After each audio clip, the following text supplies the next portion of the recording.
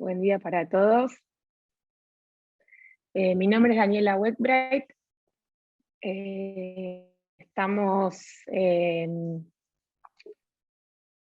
la 10ª edición del Congreso Interfaces Híbrido. En este caso hay algunas comisiones online, algunas comisiones presencial.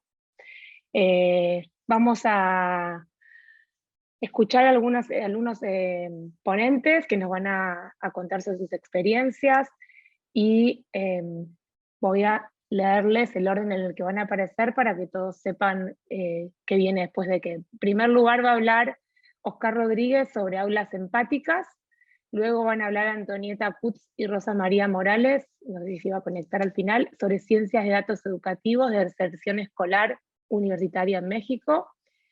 Luego de eso viene Evi Ducaba Divali Martínez Flores y Atia Lunagua Martínez Flores, sobre construir comunidades de los territorios, Jurisdicción Especial de Paz.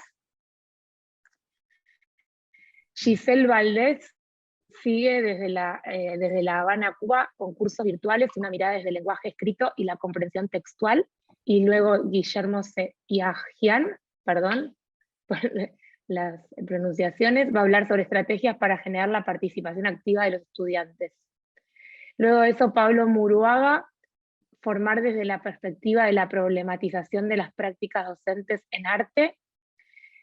Paula Sabina Cáceres Ugarte, sobre el impacto de los programas de educación permanente en el acceso a educación superior. Este sería el orden en que van a estar los expositores, y entonces le damos la bienvenida al primero, Oscar Rodríguez, por favor. Él no se conectó todavía, Daniela. Ah, ok, no me di cuenta. Entonces, lo dejamos para lo último, entonces, ¿te parece?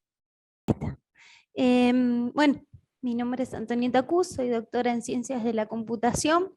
Hemos trabajado con la profesora Rosa María Morales de México, un caso de estudio de deserción universitaria en México, y bueno, lo abordamos desde la perspectiva de cómo construir un modelo de toma de decisiones a través de Data Driven, basada en datos, ¿sí?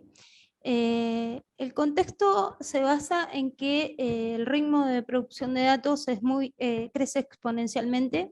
Hoy en día la mayoría de las organizaciones está tomando decisiones a través de los datos que se colectan masivamente.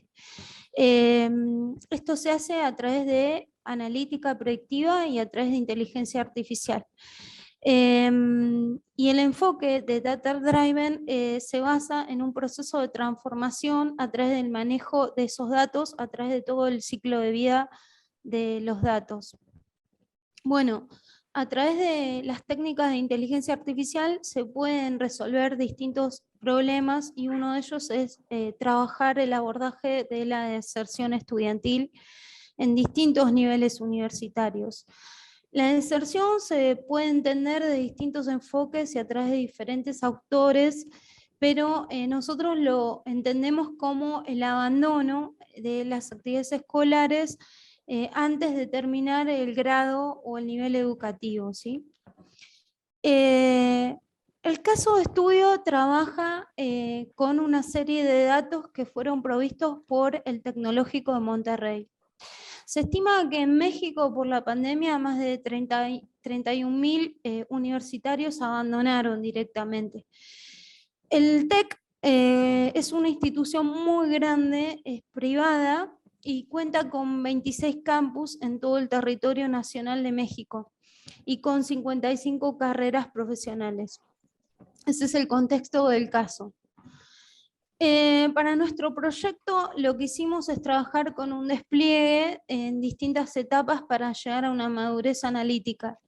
Primero trabajamos con un análisis descriptivo, luego con un análisis estadístico, luego aplicamos un análisis predictivo a través de Machine Learning, y luego analizamos los resultados que obtuvimos de esa muestra.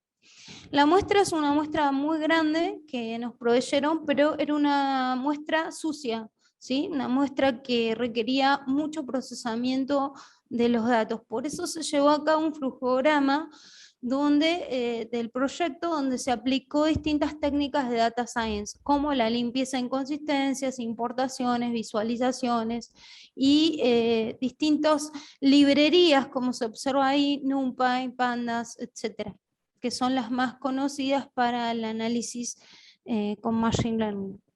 Bueno, ¿cómo se produce el proceso de toma de decisiones basada en datos? Bueno, es un proceso que es vital para las instituciones hoy en día, porque a través de esos datos nosotros podemos tomar decisiones durante todo el ciclo de vida del estudiante, ¿sí?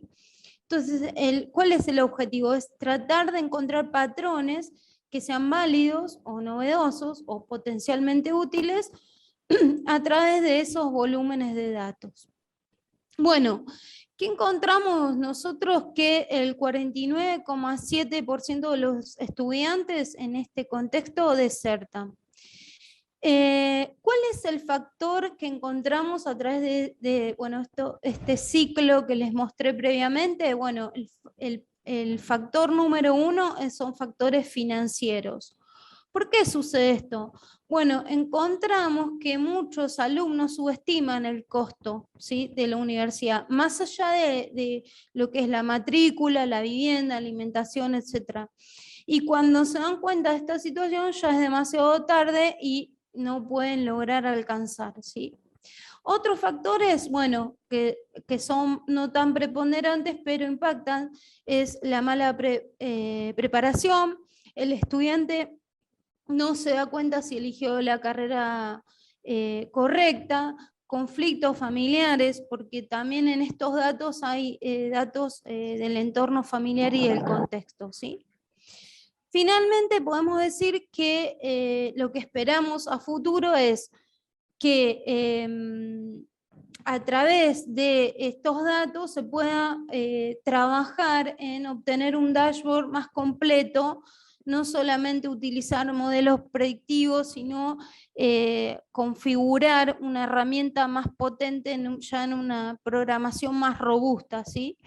Eso es lo que esperamos en este proceso de simplemente en esta etapa logramos obtener datos, resultados y bueno, constituir una publicación, 2 publicaciones científicas, y la idea posterior y es a futuro trabajar con ya integrar en una herramienta de tipo dashboard con todos estos algoritmos que hemos trabajado, ¿sí?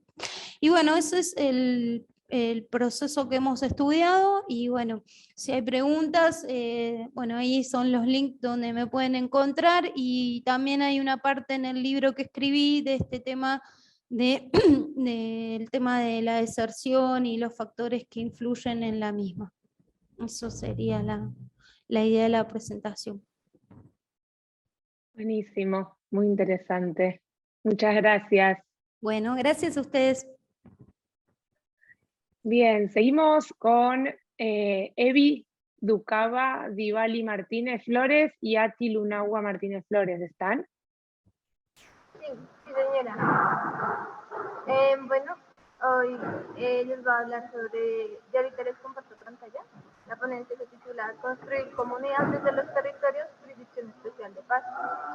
En este caso, nosotras, pues me presento, mi nombre es Edith Martínez, soy jueza de paz y de reconciliación. Y en Colombia, la figura de la justicia de paz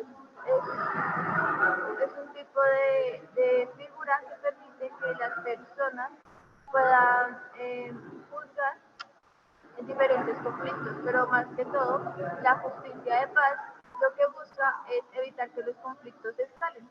Entonces, en Colombia, lo que se permite con esta figura es que las personas puedan, pues, acceder de una manera más rápida a la justicia y aparte de todo, que este tipo de justicia, de este acceso, pues se haga a partir de lo que se conoce como justo comunitario. El justo comunitario son esas lógicas que se han construido en la comunidad para poder, pues, pensarse que es justo bajo determinados casos u ocasiones. En esta ocasión les voy a comentar cómo se puede construir comunidad desde los territorios teniendo en cuenta este tipo de jurisdicción y cómo pues, se puede plantear desde un enfoque pedagógico. En este caso, en el marco de las actividades que se han venido desarrollando en el Centro de Pensamientos Pensantes en La Paz, se han venido abordando lo que ha sido pues, el poder construir pedagogía de paz desde los diferentes lugares del país, de Colombia. Esto pues a partir de la investigación participativa y de la manera en la que pues, la misma comunidad se puede involucrar. Para ello, se parte pues, de esta mirada de lo que es la transmedia y pues se reconocen como unos elementos principales o importantes dentro de ella. A partir de ello se encuentra lo que es pues, la narración, la participación y la tecnología. Entonces acá pues se hace un esquema de reconocimiento porque pues Colombia, aparte de verse afectado por el conflicto interno armado, pues tiene unas zonas bajo las cuales es muy difícil tener acceso a internet. No solamente por las dificultades que hay en términos de acceso y de calidad de educación, sino también por el mismo conflicto. Entonces, pues, cuando uno va a lugares como Titichocó, como Medellín, del Cauca, como Tumaco, Nariño, se encuentra con unas dinámicas bajo las cuales, pues, son los grupos al margen de la ley los que imperan, los que tienen el monopolio de la fuerza, el monopolio de la violencia y son quienes deciden qué es lo que se debe o no hacer. A tal punto de que pues en City los niños pues los utilizan para sacar mina de oro de las minas porque tienen las manos muy pequeñas. Entonces es como unas personas que pues podían estar accediendo a la educación, no lo hacen por esta misma problemática y conflicto. Entonces, es parte de reconocer estos elementos y a partir de ellos se plantea cómo se puede construir un territorio transmedia que no va a partir únicamente de lo que es lo digital, sino que también se reconoce desde lo físico y para el caso colombiano parte también de reconocer la diversidad, como este tipo de elementos como la justicia comunitaria o eso a lo que se le llama justicia justo comunitario parte de las diferencias que hay en los contextos de nuestro país. Entonces, no es lo mismo que nosotros nos planteemos, por ejemplo, algo como justo en Pasto a lo que de pronto nos podamos pensar en otros lugares como puede ser La Guajira, como puede ser también en Bogotá, donde las relaciones que se tienen con el territorio, con la espiritualidad, con el contexto, pues son distintas y asimismo pues van a cambiar. Y esto pues nos plantea, nos invita a pensarnos una experiencia transmedia que parta de reconocer la participación activa de las personas. Para ello, pues es importante tener presente como en este caso esta participación pues se va a ver mediada de las diferentes dinámicas y de los contextos. Entonces, para el caso de Sueños con la Paz, se ha venido abordando como diferentes escenarios en el que no solamente se plantea pues, la justicia comunitaria desde pues, esta figura en la que permite que no solamente una persona que sea juez o que sea como que haga parte de la justicia ordinaria pueda como tomar una decisión y entonces pueda juzgar bajo un conflicto y pueda dirimirlo, sino que se plantea esto a partir de evitar que los conflictos escalen. ¿Esto qué implica? Esto implica que pues en Colombia, bajo esta jurisdicción de paz, vamos a encontrarnos que personas que pues no han estudiado la carrera de Derecho o que de pronto no necesariamente tengan que conocer sobre todos estos elementos legales, pues puedan ejercer como jueces y puedan participar en este tipo de actividades, de modo que lo que se decida, pues la tránsito a cosa juzgada, o sea, ya se toma la decisión que tomó pues, el juez y presta mérito ejecutivo. O sea, lo que se decía en el marco de la justicia de paz se debe cumplir porque los jueces de paz son personas que han sido elegidas por sus comunidades y que son quienes se van a encargar pues de tomar estas decisiones bajo las lógicas de esta, pues de esta comunidad, de lo que hace este justo comunitario.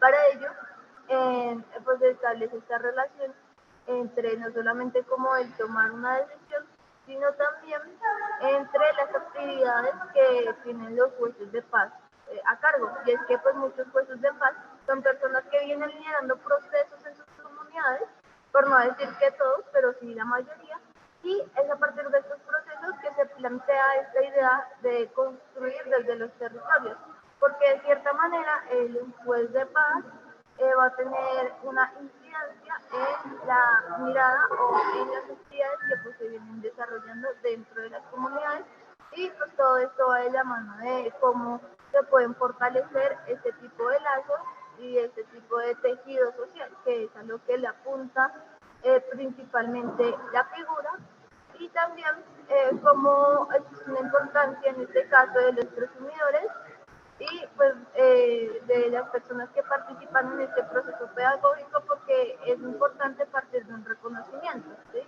En muchas ocasiones lo que se ve en el marco del conflicto es que las personas, a pesar de que digamos, no pueden acceder a la educación o no pueden salir de sus territorios porque pues hay grupos al margen de la ley que no lo permiten, a pesar de todo ello, no se reconocen como víctimas, o también personas que han sido secuestradas, o incluso personas a quienes les han asesinado personas cercanas, no se reconocen como víctimas, ya sea como directas o indirectas, y pues esto pues también genera ciertas problemáticas, porque si digamos los consumidores que son los que participan en este tipo de procesos no reconocen también como pues que se han visto afectados o no se reconoce este conflicto, pues va a ser más difícil generar propuestas que vayan en pro de la construcción comunitaria, porque se invisibiliza y no solamente se hace a partir de este tipo de dinámicas de no reconocerlas, sino también pues en la misma enseñanza de la historia en los colegios, en los que pues se ha planteado en muchas ocasiones el dar esta cátedra, o también el hecho de que en múltiples ocasiones en la historia pues, colombiana,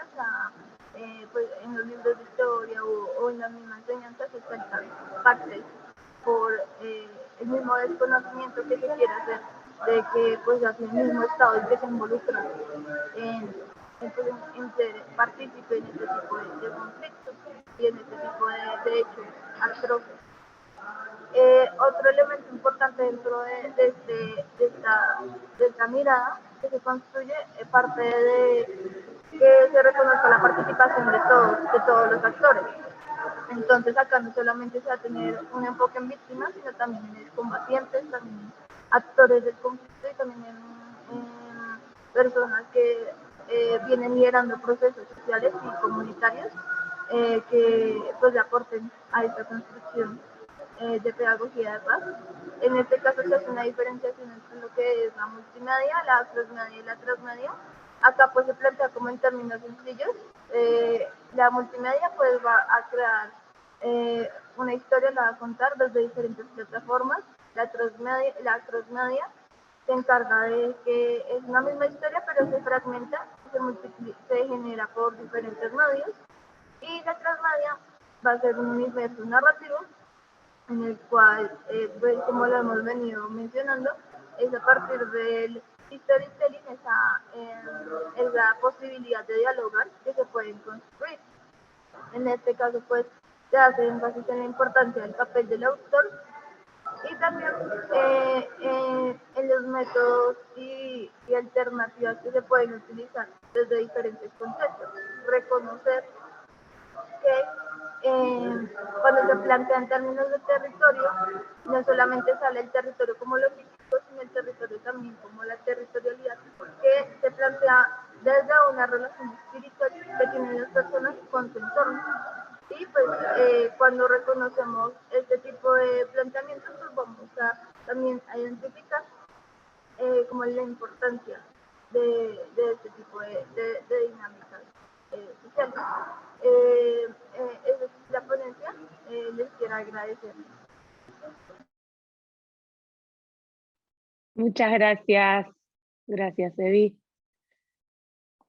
Bueno, el exponente que sigue después todavía no se pudo conectar, que es Giselle Valdés, así que vamos a pasar a Guillermo Seyajian, por favor.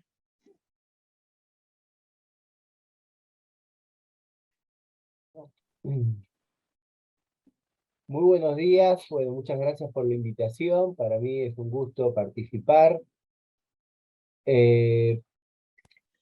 Me dispara compartir esta ponencia algo que me parece importantísimo, que es la educación, ¿no?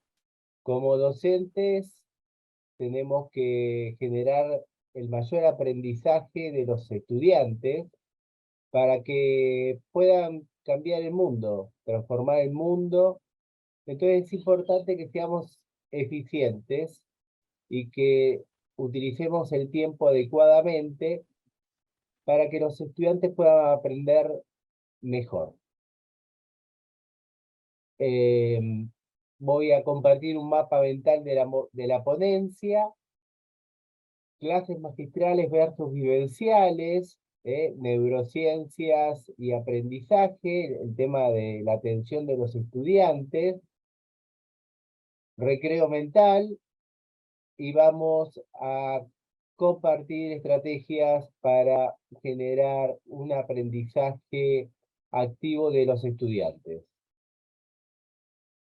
Bueno, tenemos un gran desafío, ¿no? Clases magistrales versus vivenciales.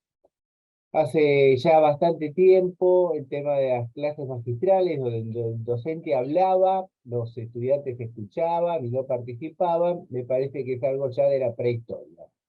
Hoy por hoy, con un smartphone, tenemos el conocimiento de todo el mundo, accedemos a las mejores bibliotecas, y el tema de el docente que tiene los conocimientos y los estudiantes que no lo tienen, ya pasó. Lo que tenemos que plantearnos es que los estudiantes se involucren en el aprendizaje, ¿sí? Participen activamente, de esta manera van a aprender más. Porque imaginémonos, una clase virtual, estudiantes que no participan con cámara apagada, ¿estarán escuchando? ¿Estarán despiertos? Entonces, tenemos que generar distintas estrategias para que los estudiantes estén atentos, estén despiertos, ¿sí? Y aprendan más. Y la manera de que aprendan más es que tengan una participación activa, no un rol pasivo. Las neurociencias nos aportan un montón de recursos y conocimientos para generar mayor aprendizaje en los estudiantes. Yo estoy liderando con el equipo de coach graduados del posgrado de UBA, de coaching ontológico, emocional y organizacional, una investigación sobre neurociencia y aprendizaje, y está estudiado que las personas no podemos prestar atención, el 100% de atención el 100% del tiempo, ¿sí? Se ha estudiado que la atención va decayendo. Entonces tenemos que generar estrategias para que los estudiantes estén atentos y no se pierdan los conocimientos que estamos compartiendo en cada clase. Entonces, está esta situación, está el tema de que están tomando las clases de sus hogares, de sus oficinas, y quizás se puede estar distrayendo con las redes, pueden tener otra computadora, y mientras que estaba acá y estaba allá, y hacen multitarea. Para mí multitarea es hacer una tarea por vez. No podemos hacer 2 o 3 cosas al mismo tiempo porque estamos repartiendo la atención, y si repartimos la atención, estamos perdiendo un montón de aprendizajes y conocimientos. Entonces, si estamos en la clase, estamos solamente prestando atención a la clase. Y una manera de ayudarlos es que participen activamente en la clase y dejar de lado la clase magistral. Porque los conocimientos le podemos pedir que lo lean, que lo vean en videos ahora, hay otras estrategias educativas. Entonces hablé de un recreo mental, y los recreos mentales son importantes porque el cerebro necesita oxígeno. Nosotros estamos tomando las clases, tanto presenciales como virtuales, sentados, sin movernos, y un cuerpo que no se mueve es un cuerpo dormido, y un cuerpo dormido genera una mente dormida. Entonces tenemos que despertar a los estudiantes, y les voy a proponer que hagamos un pequeño recreo mental físico, que es muy sencillo, que es un movimiento de brazos, como quien nada crawl. Un brazo para adelante, otro brazo para adelante, otro brazo. Háganlo todos ahí desde sus casas. Vamos a hacer espalda ahora, espalda, espalda, espalda. Muy bien. Y ahora vamos a hacer uno de crawl y uno de espalda. Este es más difícil, ¿sí? Sube uno por atrás y otro por arriba. Además, se ha estudiado que es importante hacer recreos mentales porque en este momento se consolidan los aprendizajes y hay que darle un espacio a la mente para que descanse. Bien, ahí. Pasó ahí uno más. Bueno, estrategias para generar participación activa. Una estrategia que ya la viene desarrollando distintos autores es realizar preguntas. Preguntas que generen reflexiones. Preguntas en sala vinculadas con el conocimiento que estamos desarrollando, que hagan que los estudiantes reflexionen sobre los nuevos conocimientos, levanten la mano, abran la cámara y que compartan los aprendizajes. Y esto es importante porque la reflexión de un estudiante, además de generar participación activa, puede generar aprendizaje en otros, porque encontraron una reflexión, una mirada, un aspecto del nuevo conocimiento que los demás no lo pudieron desarrollar. Otra de las estrategias que utilizo en las clases es el tema de cumplimiento de consignas. En grupos, donde les doy la consigna vinculado al nuevo conocimiento y ellos tienen que trabajar, resolver. Esto se puede realizar tanto en virtual como en presencial. En virtual es más fácil porque con algunas aplicaciones armamos mini salas y es automático. En cambio, en presencial tenemos que tener un aula donde se puedan mover los bancos, ¿sí? Y se puedan sentar en círculo para trabajar sobre determinadas consignas. Después lo que hago es un plenario donde se comparten las reflexiones y las conclusiones. Otra de las estrategias para generar participación activa de los estudiantes son juegos de capacitación. Hoy hay un montón de aplicaciones, y vamos a utilizar las herramientas que los estudiantes utilizan en la vida para comunicarse, para relacionarse, como los celulares inteligentes, y ahí podemos utilizar un montón de juegos de capacitación para que tengan un rol activo en los aprendizajes. Como hacer preguntas, como el Kahoot, como hacer nube de palabras. Esto los obliga a generar un trabajo de comprensión y elaboración sobre los nuevos conocimientos. Otra de las técnicas que utilizo es el tema del roleplay, el juego de roles.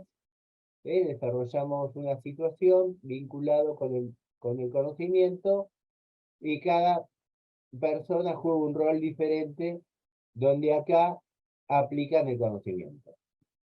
Otra de las estrategias que utilizo en clase son compartir experiencias de la vida profesional donde se apliquen los conocimientos. ¿Sí? Seguramente los estudiantes tienen una vida laboral, además de una vida estudiantil, y es muy rico traer al aula la aplicación del conocimiento en el campo.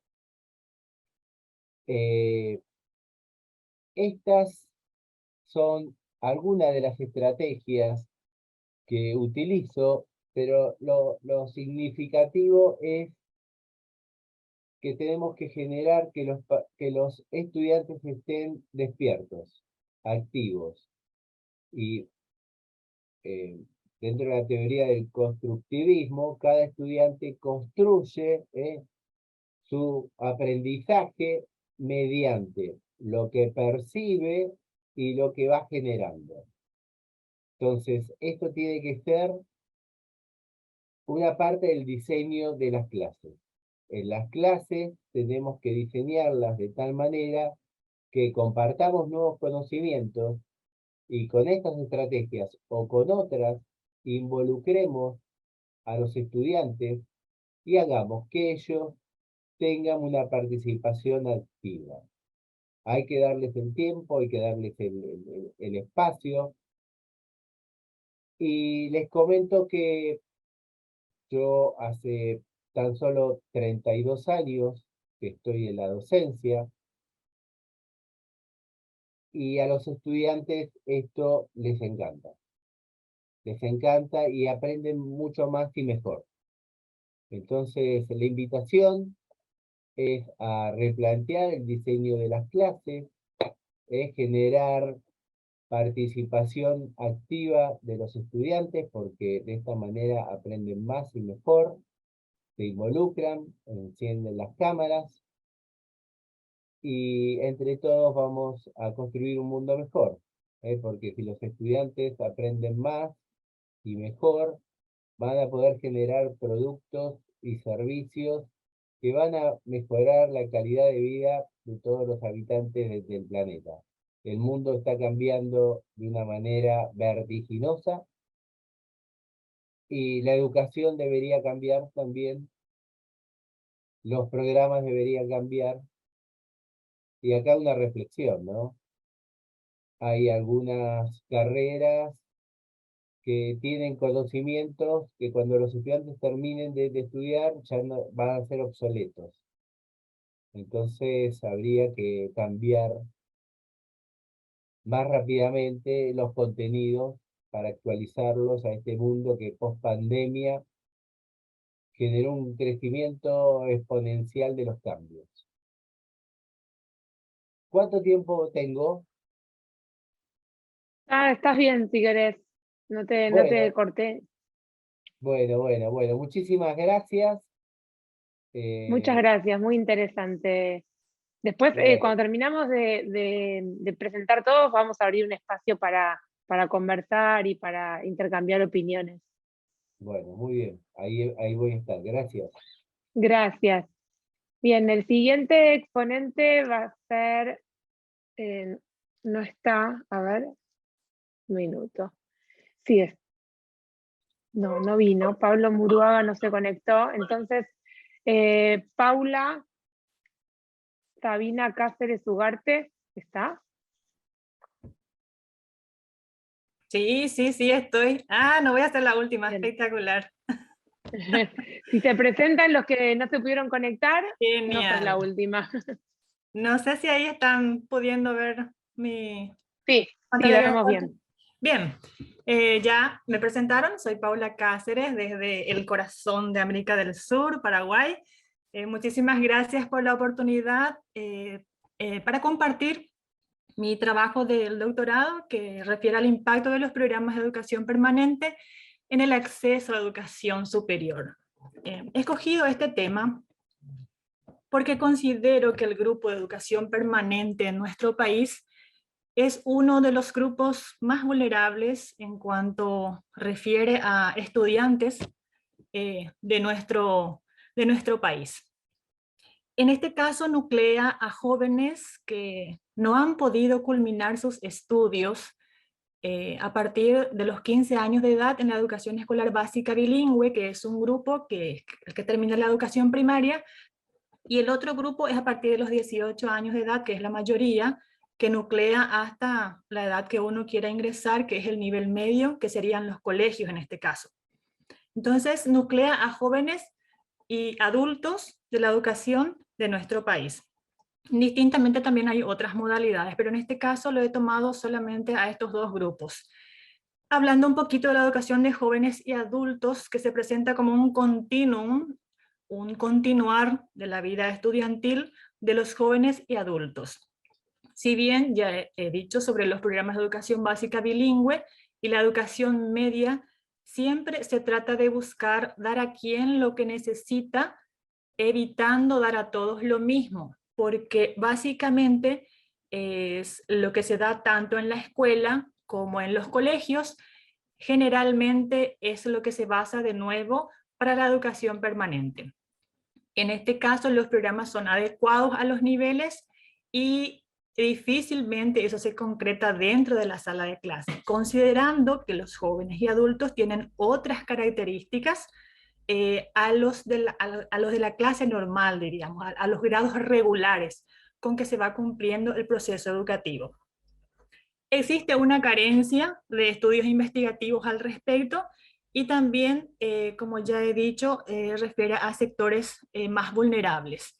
En nuestro país, de acuerdo al Ministerio de Educación y Ciencias, es brindar a estas personas que son consideradas excluidas del sistema, teniendo también en cuenta que tiene sus propias expectativas y las motivaciones. También intenta asegurar las condiciones favorables para el desarrollo de sus competencias y habilidades durante el trayecto de su estudio, de su vida, ¿verdad? La carencia de claridad y consistencia en relación a la integración, articulación y armonización de los programas educativos de acuerdo al Banco Mundial, y el lugar secundario que ocupa en las agendas con relación a otros niveles que, como ya les dije, la educación en este caso inicial de escolar básica y el nivel medio del módulo regular reciben más beneficios que los niveles de educación para personas jóvenes y adultas de educación permanente. En cuanto a los objetivos, hemos intentado describir el impacto que genera la educación permanente en la formación de jóvenes y adultos en el acceso a educación superior, los principales factores que motivan a estos estudiantes a seguir sus estudios, los obstáculos con los cuales va tropezando a lo largo de su inserción en este nivel y por sobre todo las perspectivas que tienen ellos para integrarse al campo universitario.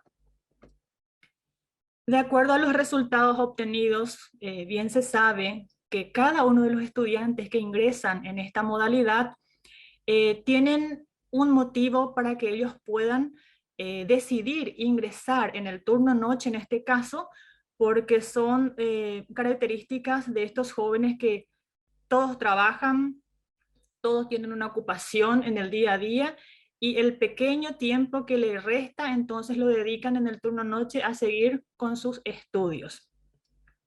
Y uno de ellos es el impulso motivacional que ellos tienen por parte de todos los actores educativos que los rodean. Y en este caso ellos consideran que se sienten muy motivados para poder participar de estas clases que se dan en este turno por parte de los docentes mismos que le dan el ánimo correspondiente y también del entorno familiar. Ahí tenemos abajo unas cuantas indicaciones que ellos mismos han dicho, escrito y compartido con todos nosotros durante la investigación, que se sienten muy motivados por parte de la familia, por parte de los docentes y de otros actores educativos. Y la principal fortaleza en sus relaciones es que el docente demuestra una actitud personal positiva que para ellos es muy importante para seguir cursando los grados y cursos, valga la redundancia, de la modalidad que están llevando. Entonces, esto refiere a que la reducción de estas diferencias de aprendizajes que ellos tienen, o de repente la profundización de estos aprendizajes que ellos puedan tener, depende en gran porcentaje de la práctica pedagógica del docente que está en aula. Si ellos no se sienten motivados por los propios profesores que están en aula, entonces difícilmente que lleguen a culminar sus estudios. Aparte de eso también se nombran las carencias que existen, varios de los obstáculos, porque generalmente en En la estrategia de enseñanza-aprendizaje, uno de los obstáculos es cuando llegan a las salas de clases y como el anterior que el señor Guillermo estaba diciendo, no existe una estrategia apropiada para poder desarrollar las clases. Entonces, otra vez se reduce a una clase expositiva según las manifestaciones de los estudiantes y eso hace que también exista mucha deserción de los estudiantes de este nivel. Entonces van a las salas de clases y siempre encuentran lo mismo, considerando que se intenta dar siempre lo mismo y ellos deberían de tener algo diferenciado considerando las características que ellos tienen en cuanto al proceso de enseñanza-aprendizaje y las estrategias que se implementen con ellos para que puedan tener un aprendizaje significativo. Entonces, eso es uno de los obstáculos que siempre se tropieza, ¿verdad? Y otro, por sobre todo, el factor negativo es el aspecto económico, porque justamente por estar con muchas necesidades y es un grupo bastante vulnerable, es que acuden a estos centros de educación media, básica bilingüe y nivel medio en este turno, porque tienen el día ajetreado, son padres de familia, son personas que trabajan, entonces el factor económico es uno de los más preponderantes que afectan negativamente la formación de los estudiantes, porque son estudiantes carentes económicamente y es muy difícil entonces que ellos lleguen a culminar sus estudios. Estamos hablando de distintas edades, de los 15 años hasta incluso 68 años estudiantes y muy dispares, porque en una sala de clases están jóvenes de 18, 22, 50, 54. Entonces, es todo un desafío para la parte del magisterio poder llevar a un grupo de educación permanente aquí en nuestro país. No obstante, se da la oferta educativa, ¿verdad? Y por supuesto que cada uno de los estudiantes que participan de estos centros de formación permanente, de educación permanente, tienen una expectativa, tienen una perspectiva de proyección. Aparte del famoso título que ellos llaman cartón, quiero para mi cartón para que pueda tener un ingreso más fácil a un campo laboral, quiero mi certificado, quiero ingresar a la universidad. Entonces, la perspectiva en ellos es muy buena y el impacto que genera la educación permanente en los jóvenes y adultos de nuestro país es una expectativa muy positiva, a pesar de las precariedades por las que están pasando. Los programas que ofrece nuestro país, si bien o mal, se convierte en una oportunidad para que estos jóvenes y adultos puedan pensar en ingresar en un nivel universitario, si es que se pueda. Muchas veces no se puede, pero de todas maneras, entonces tienen esa posibilidad. Y la perspectiva es muy buena y el impacto es súper positivo y tenemos varios centros que ofrecen estas oportunidades.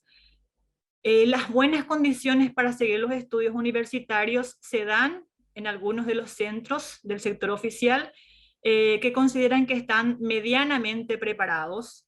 En el sector privado consideran que tienen una incidencia positiva en lo laboral, sin embargo, aseveran que carecen de proyectos que se correlacionan con la universidad, es decir, es como si estuviesen actuando los centros en forma independiente, no existe un después, un seguimiento, no existe una relación con las universidades de la región. Entonces, también la incidencia de los programas, ¿verdad? Falta de métodos, técnicas y estrategias innovadoras, seguimos siempre con lo mismo prácticamente. Si bien se intenta dar un salto, un pequeño salto, esta pandemia que trajo estos 2 años, prácticamente para todos los niveles fue muy difícil y eso ni siquiera hablar de los centros de educación permanente que nuclean a estos jóvenes y adultos, que son personas que carecen prácticamente de conocimientos o tienen conocimientos básicos de la tecnología. Entonces fue un cambio demasiado grande, a grandes pasos que se dio y con estos jóvenes y adultos fue muy difícil. El enfoque didáctico infantilizado, porque generalmente lo que se da en la escuela, lo que se da en los colegios, es lo que prácticamente uno quiere volver a hacer con los jóvenes y adultos en el turno noche. Y es lo que no coincide muchas veces porque el enfoque didáctico, como ya he dicho y repito, debería de ser un poquito diferente para los jóvenes y adultos. Y por sobre todo carencia de recursos y habilidades tecnológicas, el factor económico y la conectividad, también la falta de capacitación de los docentes para que puedan enfocar desde el punto de vista de jóvenes y adultos el desarrollo de las clases. La actitud positiva en cuanto a la comunicación fluida de docentes y la buena comunicación con padres son las motivaciones que van llevando a estos jóvenes. Y el capital cultural estructurado que muchos de ellos aún tienen. Bien se sabe que son la mayoría tienen edades ya un poco avanzadas, entonces ya vienen con una mentalidad estructurada y entonces eso a veces es un poquito más difícil para los docentes llevar adelante sus funciones. Los recursos tecnológicos, las estrategias implementadas y también la motivación del famoso cartón, como ya les dije, es lo que ellos tienen. No obstante, esta oferta educativa en nuestro país requiere de una revisión profunda en cuanto al programa, los programas, la relación con las universidades, los enfoques, las estrategias. Se debería de hacer un rever de vuelta para poder ofrecer una mejor oferta. Uno de los estudiantes me había dicho lo siguiente: aparte de sacar la mochila pesada de que nunca se culminó el colegio, abre puertas. Porque la mayoría de los estudiantes que van ahí se van ya con un peso de conciencia de no haber culminado sus estudios en forma regular. Entonces, eso lo llevan todo el tiempo. Y afirman que abre puertas para pensar más adelante qué es lo que se tiene pensado hacer. Por eso, intentar organizarse es el camino correcto para poder terminar bien y ante las complicaciones intentar remendar. Entonces, eso es lo que quise compartir con todos ustedes. Es un tema que apasiona, es un tema que me gusta porque cuando uno está con ellos, entrevistándolos o hablando con ellos o simplemente haciéndole las encuestas, se nota la falta, las carencias que ellos tienen. Tienen una carencia impresionante. Ellos realmente no, como les digo, se infantiliza demasiado lo que es la educación permanente y pareciera ser que los docentes están queriendo llevar de la misma manera como nosotros enseñamos, empezando desde la contextualización de la sala de clases, porque ninguno de los centros de los cuales fueron tomados como muestra tienen una infraestructura propia.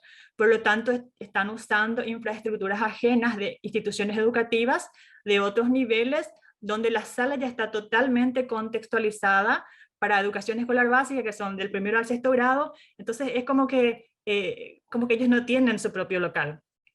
Y cuesta muchísimo, pero de todas maneras se está llevando adelante un trabajo así como se puede, pero sí, requiere muchísimo de más atención de nuestro Estado, de más recursos financieros, de más desembolsos, de que se incluya en el presupuesto general de la Nación la atención a estos grupos que nuclean a las personas jóvenes y adultas. Bueno, Aguille, gracias en guaraní. Corazón desde lo más profundo de mi corazón y bueno, le doy el espacio a los siguientes ponentes. Muchas gracias. Muchas gracias, Paula. Bueno, me parece que no se conectó nadie de los que faltaban, ¿no, Adrián? Así que vamos a abrir el espacio para debate. Me parece muy interesante todo lo que presentaron hasta ahora y algunos puntos en común también que podríamos asociar, ¿no? Como el tema de la motivación de nuestra como docentes para salir un poco del momento. Nosotros aprendimos a enseñar un poco por cómo nos enseñaron a nosotros en toda nuestra escolaridad, universidad, y en nuestro desafío en este momento parecería ser que es romper con un poco con esa estructura, ¿no es cierto? Tal cual, tal cual. El mundo está cambiando rápidamente, los docentes también tenemos que cambiar. Lo que antes hacíamos que funcionaba, ahora hay cosas mejores, Tal ¿sí? cual.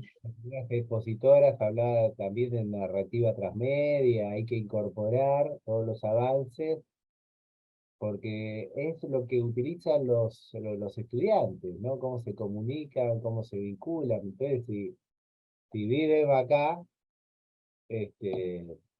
incorporémoslo a la enseñanza.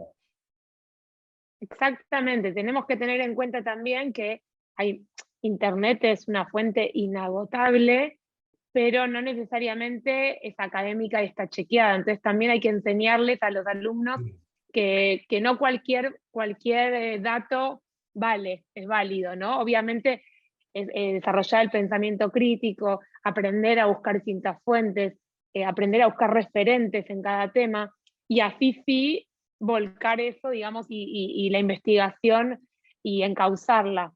Porque también a mí me pasa como docente que a veces los alumnos tipean el tema y lo primero que aparece, que en general es Wikipedia o alguna enciclopedia de estas que son comunitarias, y toman esto como válido. Y lo que yo les explico muchas veces es que esto es gente que pone cosas y a veces no se llega a revisar el tema académico en profundidad. Entonces, está buenísima esta democratización que hay de la información, pero hay que aprender a discernir, ¿no es cierto? Sí, tal cual. Mira, yo estoy finalizando el posgrado de especialización de diseño y educación superior con tecnología, y ahí hablaban los docentes que tenemos que ser, vinculados con lo que vos decís, Daniela, tenemos que ser curadores, ¿sí? El curador es el docente que identifica conocimientos que son apropiados para el estudio de la materia que estamos desarrollando, y le decimos a los estudiantes, esto sí, ¿sí? Exacto. Porque el otro tema grande es cómo utilizamos el tiempo de encuentro, presencial o virtual. Para contar cosas que están en el libro, que lo lea, ¿sí? Porque Exactamente. ya hay muchos en video, en formato audio, en otros formatos. Entonces, aprovechemos el momento de encuentro para trabajar en la comprensión y en la aplicación del conocimiento, que es un nivel superior Exactamente. del aprendizaje, porque una cosa es el conocimiento puro, que los estudiantes lo pueden obtener leyendo la bibliografía que nosotros Ujú. recomendamos, escuchando al docente, pero hay un nivel más alto, lo pongo como si fuese peldaños de una escalera, que es la aplicación del conocimiento. Para aplicar el conocimiento tienen que conocer el conocimiento, pero esto requiere un proceso de comprensión, de análisis, de Claro. discernir, de Ujú. vincular cómo lo aplican a su vida laboral. Exactamente. Y de pensamiento crítico también. Claro. Y el otro tema interesante que también encontré como muchos puntos en común entre las exposiciones es la forma de enseñar en el aula, ¿no? En diseño se daba por ahí en esos, la enseñanza del diseño fue un poco precursora, pero hoy en día, por ejemplo, en la Universidad de Palermo, ya hace varios años que se enseña de esta forma, no solo en diseño, que el momento de la clase no es el docente arriba con todo el conocimiento y el alumno abajo absorbiendo, es una retroalimentación. Entonces, ¿de qué manera esto también se vuelve un espacio de compartir, de generar conocimiento mutuo? No, el docente no es el que imparte la sabiduría, que esto es algo que nos repiten mucho en la universidad, en las reuniones que tenemos a principios de año y antes de cada cuatrimestre.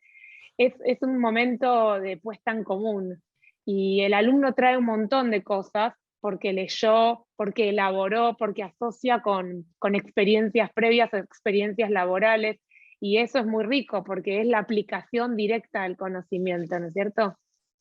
Sí, esto que vos decís está bárbaro, comparto totalmente. Hay algunas carreras que son más fáciles para generar aplicación del conocimiento, y otras que requieren un poco más de diseño. Ujú. Diseño de la clase, pero en todo lo que es diseño, digamos, arquitectura, el tema este de bajar la aplicación, es como que ya está incorporado, más sencillo. El desafío es incorporarla en las otras carreras donde no está tan incorporado. Porque Exacto. la estrategia también sería, el tema para la próxima clase es tal, lean tal capítulo. Y con esa lectura vamos a trabajar sobre esa lectura. Entonces, porque si el estudiante va con cero conocimiento, hay que enseñarle todo, perdemos un montón de tiempo. En cambio, los estudiantes pueden agarrar la bibliografía, los libros no muerden, los dichos populares son muy sabios, pueden leerlo, y nosotros aprovechamos el tiempo y vamos un nivel más arriba de la bibliografía. Exacto. Pero si no conoce la Además, terminología, sí, no sí, conoce la perdón. conocimiento básico, estamos perdiendo tiempo. Sí, Daniela. No, y además que es mucho más rica, o sea, 10 veces más rica la clase si el alumno viene con el tema sabido y con las dudas que le generó ese tema, se puede avanzar y se puede aplicar en casos reales y en situaciones que sí uno es el primer acercamiento el que uno le da al tema, ¿no? Así como decir los libros, y es cierto que los libros no muerden y los chicos hoy en día están menos acostumbrados por ahí a leer, es más de la lectura rápida de los, no sé, 20 caracteres, 100 caracteres, algo corto. Hay otros recursos también que nosotros tenemos el desafío de incorporar, además de los textos, para poder llegar a ellos. Y como decía Paula, a veces la deserción, obviamente hay un montón de factores, y también se dijo también en una ponencia anterior, hay temas económicos, hay un montón de cosas, pero también a veces nosotros tenemos que tomar un poco la responsabilidad de movernos de nuestra zona de confort y decir, bueno, a ver, voy a buscar, yo esto lo tengo en un libro, pero yo sé que si le voy a dar texto de una clase a otra, siempre no van a terminar leyendo, a ver si encuentro un video, otras herramientas, un juego, alguna noticia, alguna cosa que haya pasado y lo traigo como un caso, cosas que vayan, ellos que los vayan atrayendo para generar este interés, ¿no? Que todo el tiempo mandarles a leer de una clase a otra, sabemos que es algo un poco más difícil. No lo tenemos que dejar de hacer porque es bueno también, pero incorporar recursos, ¿no? Ahí se ríe Paula. Sí, en una cosa que convengamos en una cosa, que así como existen docentes como el magnánime aquí profesor Guillermo, yo estaba sacando la cuenta con 32 años de servicio del 2022, era de 1990, yo recién estaba en el primer curso, recién terminé mi primaria. Y así como todo este proceso que el señor Guillermo ahí fue adecuándose a todos estos cambios que fueron sucediéndose, que es de real y vital importancia y de impacto que ustedes ni se imaginan. Nosotros trabajamos desde la supervisión de apoyo técnico pedagógico de nuestro distrito con 30 instituciones, 300 docentes y casi 4.000 estudiantes. Pero convengamos en que hay docentes, voy a hablar con mis propios colegas, ¿verdad? Que seguramente, espero que no me vean porque me van a linchar. Hay docentes, como dice el viejo y conocido refrán, con espíritu, jóvenes con espíritu de 60 y de 60 con espíritu de 20. Docentes que recién salieron con el título en mano, bien calentitos los títulos. Uno espera que estos docentes tengan toda la viveza, las estrategias, las herramientas para que entren en la sala de clase y desarrollen sus clases como si fuese algo novedoso, espectacular, pero cuando uno va in situ en territorio a hacer los controles correspondientes y el acompañamiento, porque es uno lo que ve siempre mal la cara de la supervisión, es que se va solamente para punir, y nosotros estamos simplemente para acompañarle a los directivos y a los docentes. Entonces, esa mala impresión uno luego hay que desterrar. Entonces entras dentro de la sala de clase y la clase, como nosotros lo llamamos aquí, ikaigüe, es decir, es una clase que no da ganas para prácticamente nada. Y uno se pregunta, ¿qué es lo que el estudiante, el niño que viene de 2, 3 kilómetros caminando es lo que va a aprender? Si es que no existe esa motivación en ellos, el docente no está predispuesto a innovar, el docente no está predispuesto a implementar estrategias que valgan la pena acorde a su realidad. Estoy hablando prácticamente de todas las zonas, tanto la urbana como la rural, porque podés irte en una zona rural donde encontrás una escuelita con 11 estudiantes con plurigrado que lleva del primero al sexto grado, que siempre es mi preocupación aquí en nuestro país. Uno dice, ¿cómo le va a enseñar a chicos desde el primer grado al sexto grado en una sala de clase, en mediodía, en 4 horas, todos los grados juntos? Pero sucede.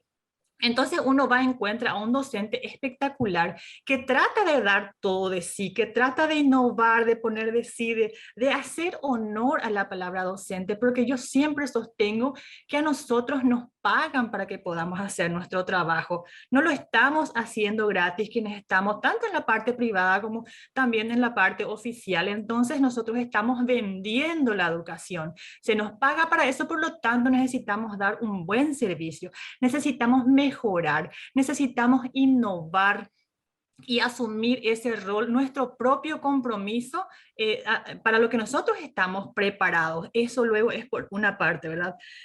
Y la otra parte, anoté aquí, dice importancia de las preguntas generadas, desarrollado por el maestro allí. Demasiado importante es motivar de esa manera haciendo estas preguntas generadoras a los estudiantes, porque se supone que uno debe partir de los conocimientos previos que tienen los estudiantes. Y eso a veces, no es luego a veces, la mayor parte de las veces no se hace. Entonces, ¿puedo continuar hablando chiquito? No, ya termino, ya cierro. Entonces, sí, perdón, Adrián, muteate que te escuchamos todos. Ok, entonces seguir. Esa importancia de tomarse de las estrategias que considera uno necesario de acuerdo a la realidad que tiene, entonces es exageradamente importante. Pareciera ser que los estudiantes, que los docentes en este caso, viven todos apurados. Especialmente no hablo de los que están aquí en nuestro país en los turnos normales con un solo docente, de los catedráticos especialmente, porque los catedráticos van trabajando por horas y un docente va teniendo 7, 6 instituciones en el mismo día y no le da el espacio necesario para que pueda preparar estas estrategias, porque para que uno presente estas posibilidades de estrategias que presentó el profesor Guillermo, entonces uno necesita de tiempo y necesita de dedicación y de sentido de pertenencia a la institución educativa a la cual ofrece sus servicios.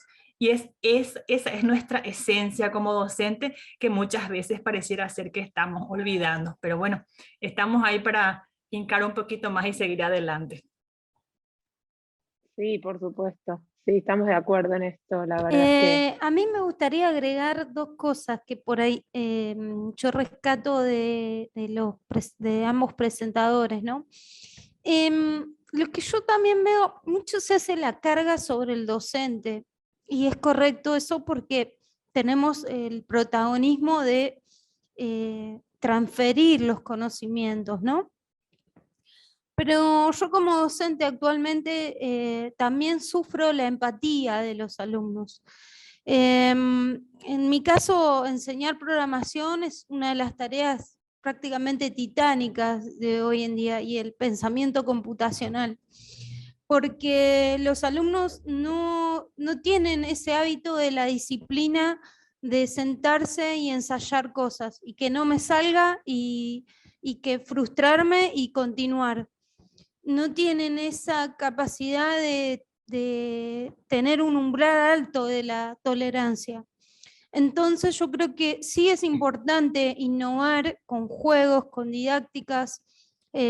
Puedo dar mi caso de ejemplo, que yo implementé un Discord, un servidor virtual que es prácticamente totalmente innovador para los alumnos, para que puedan comunicarse y trabajar en forma virtual. Pero más allá de eso, de generar estrategias y de remar muchas cosas, también hay una parte que tienen que entender los alumnos, que la clase no es un juego. La clase está para asimilar los conocimientos y también de poner una parte que es el entrenamiento propio, que eso solamente lo logra el estudiante. Y eso es creo que lo más difícil en estas épocas para mí. Yo como docente lo experimento hace varios años y aunque trabajo en múltiples estrategias y todas son válidas, creo que es lo más difícil de lograr. Se logra, pero es mucho esfuerzo porque les cuesta esa parte de, digamos, ser disciplinados por sí mismos, ¿no? Ser autónomos, no todo está en internet. Sentarse a programar es pensar solo, diseñar, codear, ver qué estrategia es la mejor, y eso sale de tu propia mente, no está en internet. Entonces, muchas cosas son de doble filo, digamos. Pueden tener un impacto positivo como negativo. Y en mi caso, puedo dar fe que la deserción después se ve en un impacto claro, hay un abandono porque genera esa frustración, un ciclo, una espiral que cuando ya llega un momento que no es tarde, por más que hagas muchas estrategias, ¿no? Y se ve y es muy difícil de abordar, ¿sí? Y bueno, eso es lo que quería contar desde mi experiencia personal de ambos oradores, que me parece excelente lo que han dicho porque es tal cual lo que se vive hoy en día. Y yo quería complementar un tema que es importantísimo para la docencia, que es el tema de las emociones y la motivación de los estudiantes. Porque los estudiantes como seres humanos no son seres racionales que tienen emociones, sino que somos seres emocionales que razonamos. Las emociones condicionan el comportamiento y la actitud de las personas y de los estudiantes. Nosotros como docentes tenemos que generar emociones que facilitan el aprendizaje. ¿Sí? Emociones que yo denomino funcionales. Las emociones funcionales son las que te dan energía, las disfuncionales las que te roban energía. Y las emociones funcionales que tenemos que instalar en el aula es la alegría, el entusiasmo, la confianza. La confianza es fundamental en cualquier ámbito de la vida, porque cuando uno confía, tiene la expectativa, le pone energías y facilita que el aprendizaje se genere. Entonces, para instalar la confianza, lo que se puede hacer es compartir con los estudiantes que en otras comisiones que enseñó estos conocimientos, que los demás estudiantes lograron aprenderlos, y si ellos lograron aprenderlo, ustedes también. La otra emoción es el tema del interés. Compartir desde el lenguaje generativo de la ontología del lenguaje, estos conocimientos que vamos a compartir van a ser muy importantes en su vida profesional. Entonces, desde el lenguaje generamos un clima aprendiente en el aula, generamos motivación e interés, porque el docente tiene una gran autoridad, está liderando el aula, y tiene autoridad en el ámbito de sus conocimientos, y si él dice que esto es importante, las personas, los estudiantes van a abrir la cabeza para aprender lo máximo posible. La otra emoción es el tema de la alegría. Vieron que cuando nosotros estamos bien, tenemos otra energía, otra predisposición para hacer cualquier cosa. Cuando estamos mal, no nos gusta nada, no queremos hacer nada.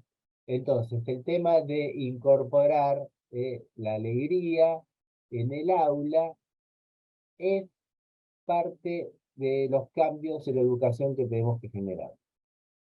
Es generar un clima en el aula, un clima aprendiente. Una clase amigable a nivel neuronal.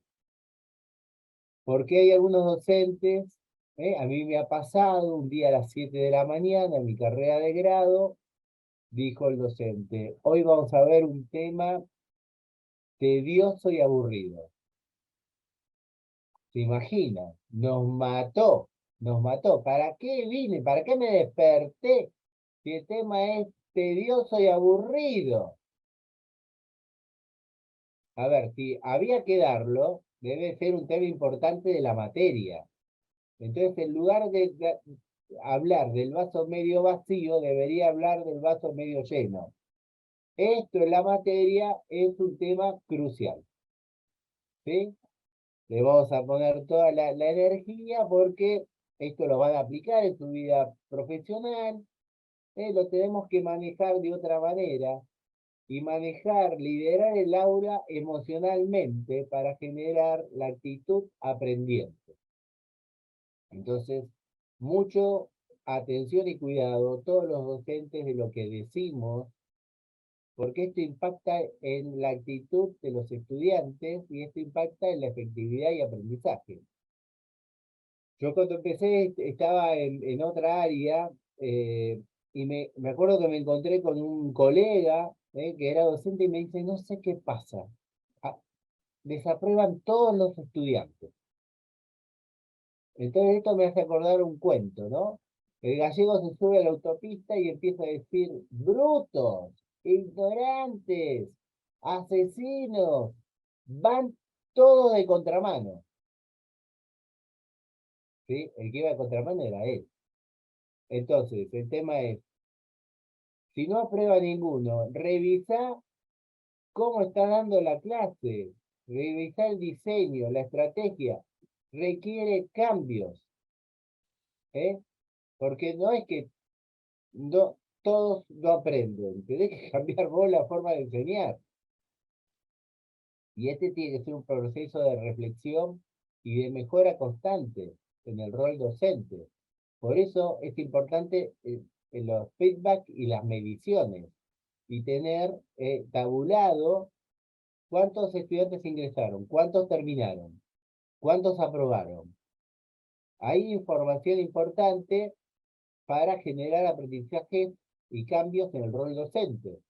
Está muy bueno lo que hacen muchas universidades que le piden feedback a los estudiantes y después reportan el feedback a los docentes. Eso es un insumo importante para reflexionar sobre nuestro ser.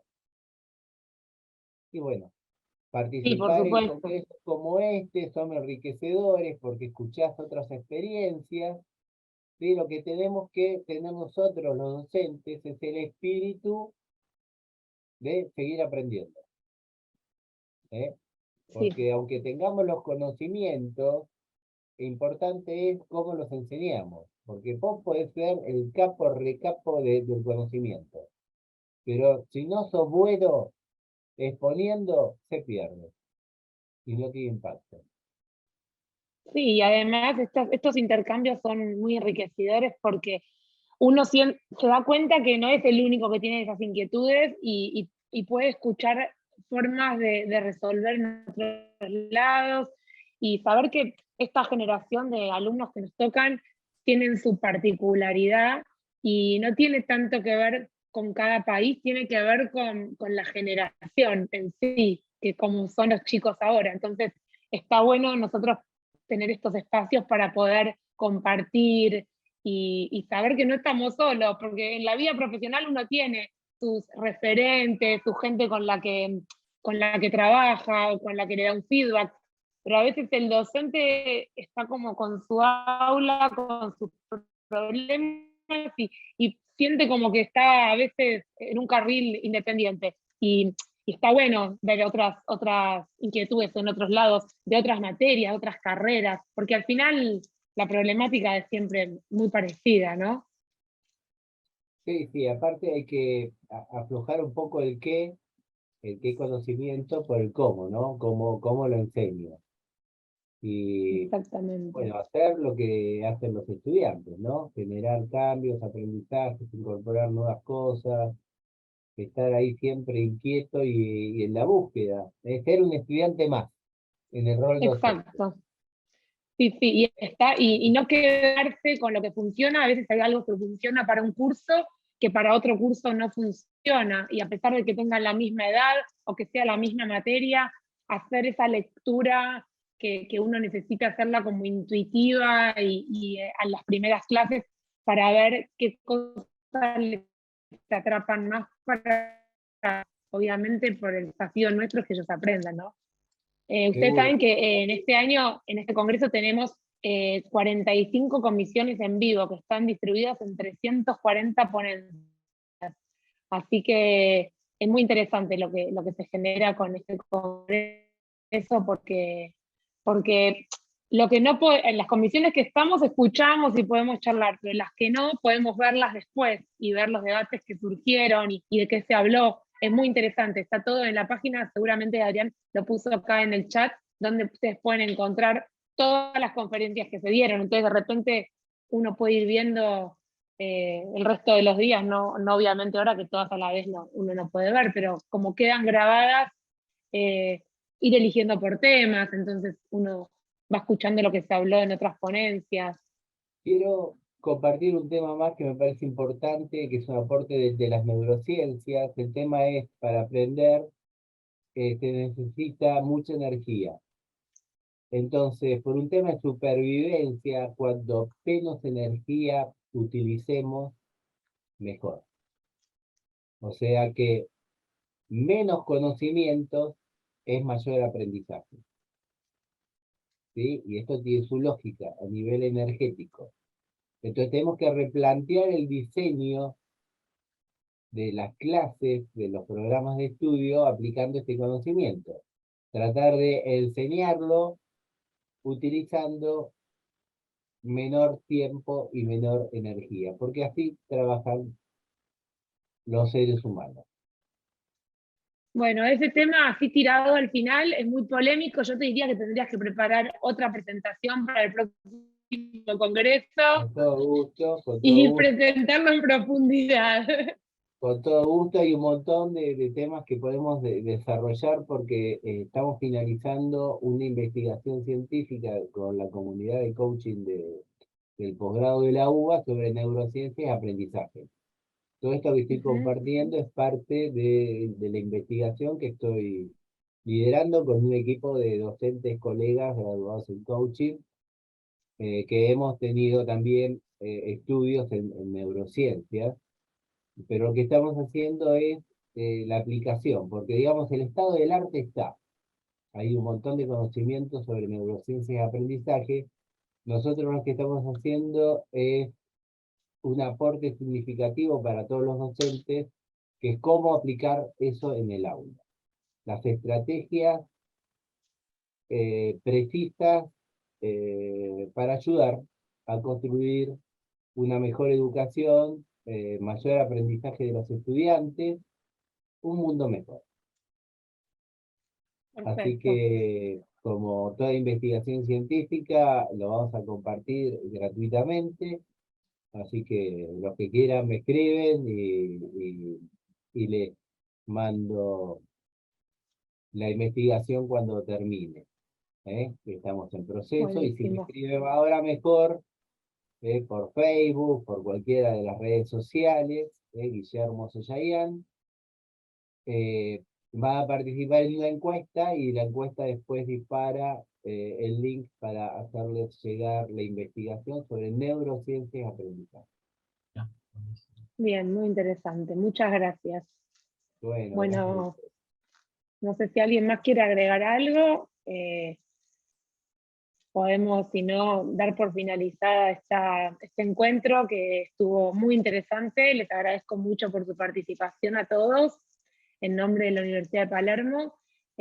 Como decíamos recién, estos encuentros nos parecen súper importantes porque el mundo cambia y la docencia también tiene que estar al día, ayornarse, compartir conocimiento, construir comunidad. Entonces, estos encuentros son muy valiosos. Simplemente también recordar que si bien el protagonismo lo lleva siempre el estudiante, uno no debe descuidar desde el punto de vista estatal o comunal, regional, como se vea, el rol que desempeña el docente y cómo se enfoca la atención al docente. Porque básicamente estuvimos avasallados con todos estos cambios que tuvimos, ¿verdad? Comparto plenamente con la compañera Agustina también, generalmente se le pone ya en estos tiempos una mochila bastante cargada, en donde la burocracia y el tema de los papeles absorben totalmente el tiempo de lo que ellos deberían de destinar específicamente a la parte pedagógica en aula, para que ellos puedan desarrollar plenamente sus conocimientos y tratar de transmitirlo eso a sus estudiantes, ¿verdad? Están muy ajetreados. Los docentes hoy en día estamos viviendo una vida, no diría una vida de locos, pero una vida bastante ajetreada. Es bastante difícil. Entonces, esa carga que el docente lleva se debería de enfocar de una manera un poquito más diferente, alivianándoles el trabajo y enfocando esto en el aspecto pedagógico. Darle la atención merecida también a todos los grupos que integran una institución educativa, sea esta la Asociación de Cooperadora Escolar, el equipo de gestión institucional, el grupo de directores, los consejos departamentales, distritales, porque generalmente cuando se los convoca para un encuentro, para una reunión, para una capacitación, siempre se ven los aspectos negativos. Y de los actores educativos referentes a padres de familias, equipos de gestión y demás aquí en nuestro país, es para organizar alguna actividad lucrativa. Básicamente siempre es eso. Se les llama a los padres para informarles sobre algunas cosas y ya se programan las actividades lucrativas para poder solventar algunas cosas en la institución, y se olvida la parte pedagógica, que es nuestra razón de ser, que es lo que en donde todos deberíamos de preocuparnos más de cómo sobrellevar el aspecto pedagógico desde todas las aristas quienes componen los actores educativos dentro de una institución. Y por supuesto, como siempre, yo agradecerle a este equipo maravilloso de Palermo por la oportunidad que siempre nos brinda. Yo estoy muy contenta de participar. Tengo siempre mis registros aquí anotaditos que después ya seguramente voy a estar afianzando con volver a ver algunas de las ponencias, y uno va sacando los puntos más importantes y el aprendizaje como para que podamos siempre llevar en terreno y siempre aprendemos algo de los demás. Así es que, como hace rato ya dije, tienen aquí en nuestro país y específicamente aquí en el departamento de Itapúa y en el distrito de Jovenau donde yo me encuentro, una casa, un hogar cuando ustedes lo deseen así, entonces sean todos bienvenidos. Muchísimas gracias. Aguille. Muchas gracias. Bien, entonces vamos a dar por concluido esto, nos despedimos y pueden seguir conectados a todas las exposiciones que hay y en el Congreso de la Agenda que está acá en el chat que puso Adrián para poder seguir participando. Muchas gracias. Gracias a todos por participar. Gracias Guillermo, Paula, Antonieta. Gracias Daniela por coordinar la comisión. Nos volvemos a ver el próximo año entonces. Nos vemos. Chao. Hasta el próximo año. Ok, un gusto. Igualmente.